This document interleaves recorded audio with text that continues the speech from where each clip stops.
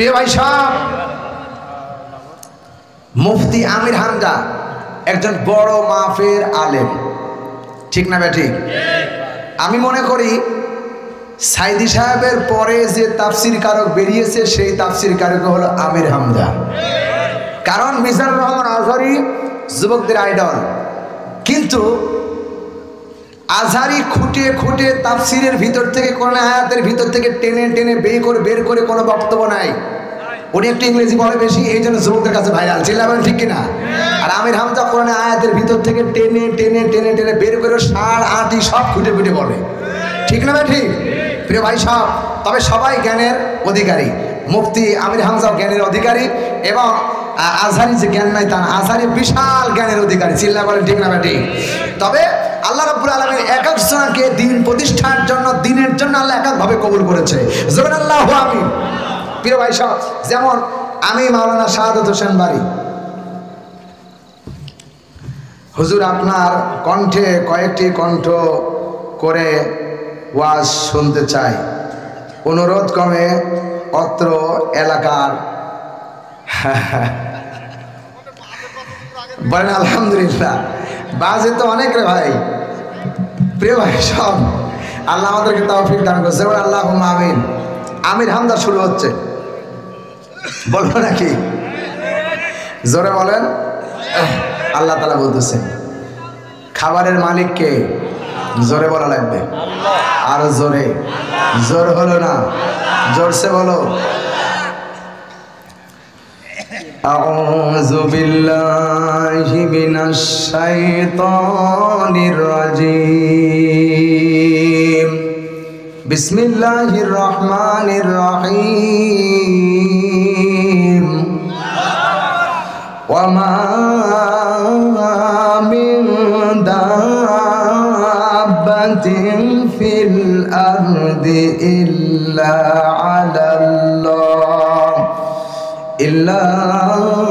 আলাল্লাহি রিজকুহা। আল্লাহু আকবার। বাঙ্গুড়াবাসী বিবেক দিয়ে কান খাড়া করে শোনা লাগবে। সূরা হুদ 11 নম্বর সূরা 12 নম্বর পারা প্রথম নাম্বার উপর 6 নম্বর আয়াতের প্রথম অংশ বলছি। রব্বুল আলামিন 3000 বছর আগে জানিয়েছে, ওয়া মা মিন দাব্বাতিন ফিল আরদি ইল্লা আলাল্লাহি রিজকুহা। বিবেকবান মানুষরা এখানে বসে আছো, আকাশে যত পানি আছে, জমিনে যত পানি আছে, এবং আকাশ এবং জমিনের মধ্যে যত মাখলুকাত আছে, রব্বুল আলামিন ডাকতে বলছে, বান্দা এমন কোন পানি নেই, এমন কোন মাখলুকাত নেই যার রিজিকের ব্যবস্থা আমি আল্লাহ নিজে করি নাই। কথা বলেন, রিজিকের মালিক কে?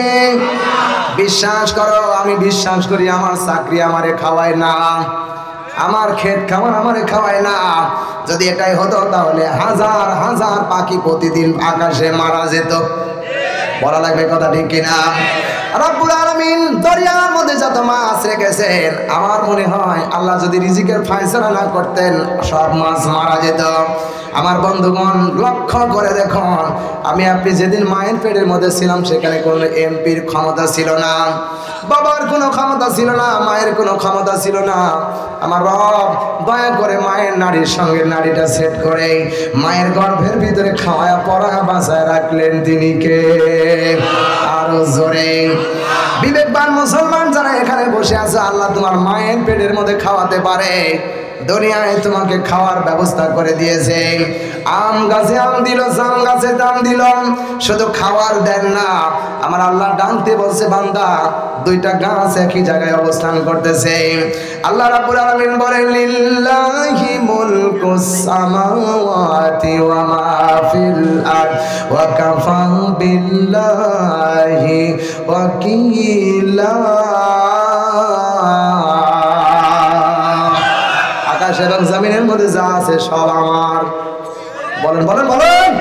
এই আকাশ আর জমিনের মধ্যে যা আছে সব আমার, আর আমি আল্লাহ নিজে পরিচালনা করি, আমি আল্লাহ পরিচালক। বাংলাদেশের মতো এত বড় একটা ছোট্ট রাষ্ট্র, 56,000 বর্গ কিলোমিটারের দেশ, এরকম 27টি বাংলাদেশকে যদি জোড়া দেওয়া হয়, একত্র করা হয়, ভারতের হবে একটা প্রদেশ। এরকম 228টি রাষ্ট্র, কম বেশি 195টি রাষ্ট্র আছে স্বাধীন, আর বাকি এখনো স্বাধীন হয়নি। সোনার ভাইরা আমার, বাংলাদেশের মধ্যে একটা ছোট্ট রাষ্ট্রকে পরিচালনা করতে হাজার হাজার সেনাবাহিনী প্রয়োজন হয়, হাজার হাজার এমপি লাগে, মন্ত্রী লাগে, আইন মন্ত্রী লাগে, পুলিশ লাগে, এনএসআই লাগে, বিডিআর লাগে, র‍্যাব লাগে।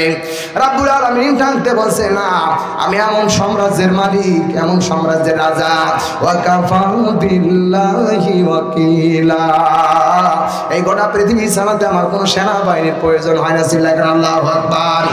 এখন প্রশ্ন আসতে পারে, হুজুর তাহলে ফেরেশতা বানালো আল্লাহ কেন? কেন কেন আল্লাহ ফেরেশতা বানালো? প্রশ্ন এটাই যে ফেরেশতা আল্লাহ বানিয়েছে আমার আল্লাহর কাজের জন্য না, ফেরেশতা বানিয়েছে আমার আল্লাহ আমার আপনার কাজের জন্য। কথা বলে না কেন? সোনার ভাইরা, ফেরেশতা কেন বানিয়েছে আল্লাহ? বান্দা যখন সকাল থেকে সন্ধ্যা পর্যন্ত পরিশ্রম করে ক্লান্ত হয়ে যায়, আর সন্ধ্যাবেলায় ঈশার নামাজ আদায় করে ওযু করে যখন বান্দাগুলো বিছানায় শুয়ে পড়ে, বিছানায় যখন শুয়ে পড়েন আল্লাহ দুইজন ফেরেশতার ডান পাশে একজন, বাম পাশে একজন পাঠিয়ে দেয়। বান্দা যখন ঘুমের মধ্যে ডান দিকে কাত হয়, ডান দিকের ফেরেশতা আল্লাহকে ডেকে বলে, রব্বুল আলামিন তোমার বান্দা পবিত্র অবস্থায় ঘুমিয়েছে, তোমার বান্দাকে তুমি মাফ করে দাও।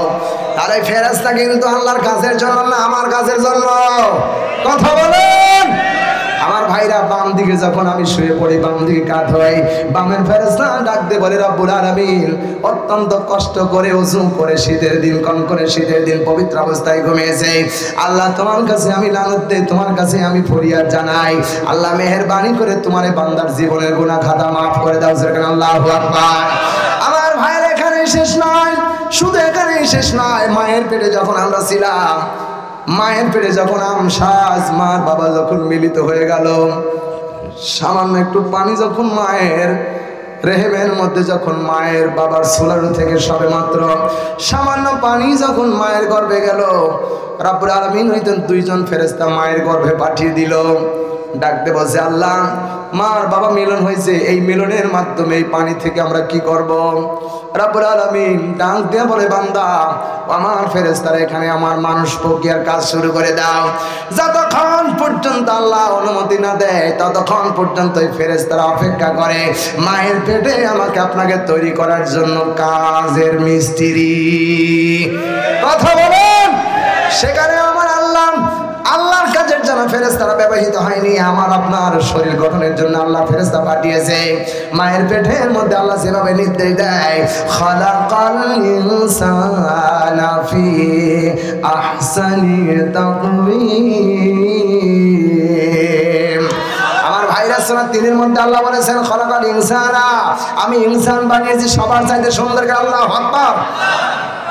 মায়ের পেটের মধ্যে তারা কাজ করলো, সেখানে আমাদের জন্য কাজ করে ফেরেশতারা। শুধু এখানেই শেষ নয়, আমার আপনার জন্য খাদ্য দরকার। রব্বুল আলামিন আসমানে একজন মিকাইল নামে ফেরেশতা, তার নাম দিয়েছে যে কি পানি বহন করে। মিকাইল যতক্ষণ পর্যন্ত বান্দার পানি লাগবে, পানি দেওয়ার জন্য বান্দার কাছে সবসময় নিয়োজিত থাকে। আল্লাহু আকবার। নবীজি বলেন, মিকাইল এমন একটা ফেরেশতা আছে, ফেরেশতাকে আমার আল্লাহ এত অনুমতি দিয়েছে, যতদিন জমিন থাকবে, কোন জমিনে কত ফুটা পানি পড়বে সবগুলো খুঁটে খুঁটে খুঁটে খুঁটে লিপিবদ্ধ করে রাখে। জোরে কোন আল্লাহু আকবার। কখন কোথায় পানি দেওয়া লাগবে, পানি কিন্তু সব জায়গায় একসঙ্গে হয় না। বলেন, আমি আমার ছোট্ট জীবনের কথা বলছি। আমি অনেক দিন আগে কৃষি কাজ করতাম, এখনো করি। আল্লাহর কসম করে বলছি, সে কোরআন শপথ করে বলছি, মাথায় করে বলছি, এখনো 2 মণ ধান যদি আমার মাথায় দেন, আমি মাঠে থেকে বাড়ি নিয়ে আসবো, আমার এটা শরীরের পশম কাঁপে না। 2 মণ ধান আমার মাথায় দেবেন, আমি এখান থেকে নিয়ে চলে যাব। সম্মানিত ভাইরে, ঘাটটাকে এত শক্ত আল্লাহ বানিয়েছে। অনেক দিন আগে আমার ভাইদের সাথে কাজ করতে গিয়েছিলাম, দেখলাম পশ্চিম কখনো এমন মেঘের আভাস। বড় ভাই আমাকে বললো, সবাইকে বললো, আর থাকা যাবে না, চলো বাড়ি যাই। দৌড়ায় যে জমির মধ্যে ধান কাটতেছিলাম, দৌড়ায় বাড়িতে ভিজে যাব এই ভয়ে দৌড়ায় চলে গেলাম।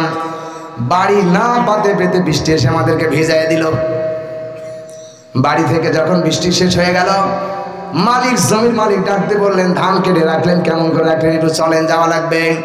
আল্লাহর কসম করে বলি, কোরআন শপথ করে বলি, সেখানে গেলাম। যে বৃষ্টির ভয়ে আমরা দৌড়ায় এসে বাড়িতে এসে বাঁচতে পারি নাই, যেখান থেকে দৌড় দিয়েছিলাম সেই জমিতে যায় দেখি এক ফোঁটাও পানি আল্লাহ দেন নাই। জোরে বলেন আল্লাহু আকবার। এটা আমার আল্লাহর কুদরত, এটা আমার আল্লাহর দয়া, এটা আমার আল্লাহর মায়া। সব জায়গায় যেখানে পানির দরকার ওইখানেই আমার আল্লাহ পানি দিয়ে বান্দারে সাহায্য করে। জোরে বলেন আল্লাহু আকবার। এই আল্লাহর ইবাদত করা লাগবে, ঠিক কিনা বলে? কারা রাজি আছো? দুই হাত তুলে আল্লাহরে দেখাও। তাকবীর হবে, লিল্লাহি তাকবীর। হাত নামান।